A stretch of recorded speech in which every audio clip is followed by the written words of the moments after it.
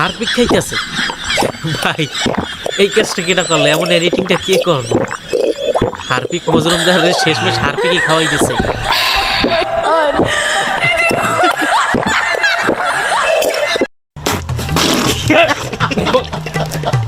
Guys, edit করা ভিডিওটি দেখলাম, এখন আমরা চলো অরিজিনাল ভিডিওটি দেখি। না তানভীর ভাই, তানভীর ভাই, আপনি আমার কথাটা আগে শুনেন। আমার কি কাজটা করছে? আপনাকে আপনি এটি নামান প্লিজ। আব্দুল্লাহ, আপনাকে এটি নামাতে হবে। হ্যাঁ, শহীদ আব্দুল নামাতে। এটি কোনো নাট্যমঞ্চ নয়, এটি আমরা একটা একাডেমিক ডিসকাশন করব। আপনারা যদি একে অন্যের প্রতি শ্রদ্ধা না রাখেন, আমরা আলোচনাটা করতে পারবো না। Nijhum Majumdar please. Tanvir. Hello guys, কি অবস্থা, কেমন আছো তোমরা? অস্থির বাঙালিদের কিছু হাস্যকর মিমস ভিডিও রিভিউ করবে এই ভিডিওতে আমরা। তাহলে চলো বেশি কথা না বাড়িয়ে আজকের ভিডিওটি শুরু করা যাক। তালা আছে হাতে, তালা দিয়ে প্রপোজ করতে হবে সামিরা খান নাইকে। 3 2 1 এটা হচ্ছে যে আমি আপনার চাবি আর আপনি আমার তালা, আর আপনার যে তালা আছে ওটা আমি আমার চাবি দিয়ে খুলতে চাই। মানে কি ভাই, আপনি যেভাবে তালা খুলেন খুব রিস্কি ভাই। কেমন লাগলো সামিরা খান ভাই আজকের প্রপোজাল গুলো? ভালো, সুন্দর। কোনটা বেস্ট ছিল? অফ কোর্স তালা চাবি। বলেন কি? তালা চাবি না? আচ্ছা, তালার চাবিটা কেন ভালো লাগছে? ওই যে আমি তালা, সে চাবি।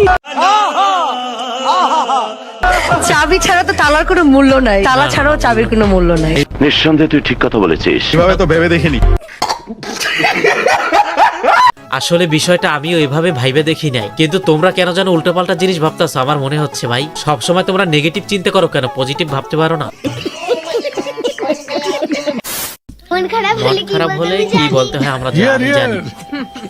আমাদের সুয়া ম্যাডাম জানে মন খারাপ হলে কি বলতে হয়। হ্যাঁ, সারাদিন মন ভালো রাখতে গেলে কি বলতে আমি জানি।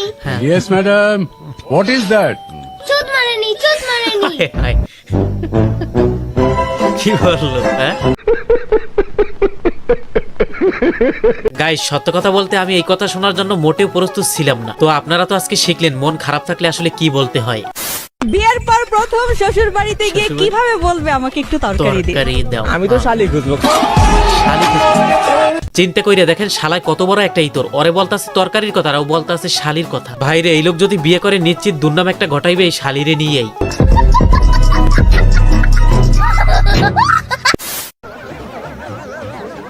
ডান্স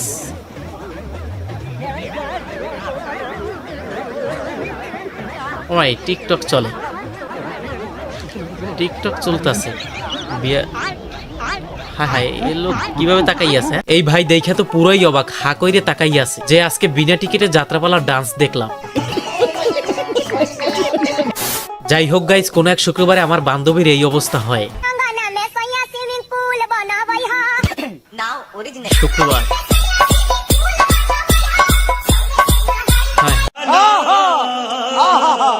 বিয়ের অনুষ্ঠান কন্যাই মানে শুরু করে দিয়েছে নাকি? ভাই, যখন আমি বাংলাদেশের খেলা দেখতে বসি তখন আমার অবস্থা ঠিক এইরকমেরই হয়। মনে হচ্ছে কত যে দোয়া প্রার্থনা করি আমরা, তারপর আমরা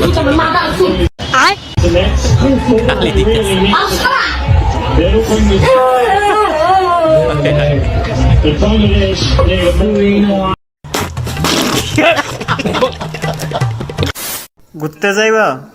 আমার বিয়ে করবা কবে? করবো তো। টিকটকার নায়ক নায়িকা এটা কে? চিনি না তো।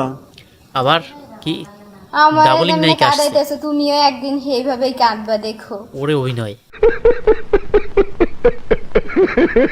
যে পরিমাণ তোমরা অভিনয় করছো, যে পরিমাণ তোমাদের প্রতিভা, যে পরিমাণ তোমাদের ট্যালেন্ট, কিছুদিন পরে তোমরা বলিউডে চান্স পাবা। 3টি গ্রেড এন। হ্যাঁ, তারপরে চাপাতি আর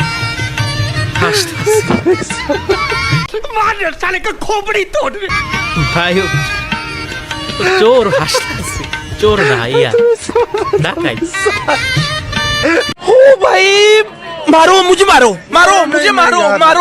আমার জীবনে প্রথম আজকে এইরকমের একজন লোক দেখলাম যে অ্যারেস্ট হওয়ার পরও হাসতেছে। কপাল ভালো যে ভাইটি সেনাবাহিনীর হাতে ধরা পড়ে নাই, যার কারণে হাসি খুশি দেখা যায়। যদি ভাই সেনাবাহিনীর হাতেই ধরা পড়তো, গোপালগঞ্জের মতো পাছা লাল কইরে দিত। তাইলে ভাই হাসি তো দূরের কথা, কান্না করতে করতে পিছন দিয়ে রস বাইরেই যাইতো।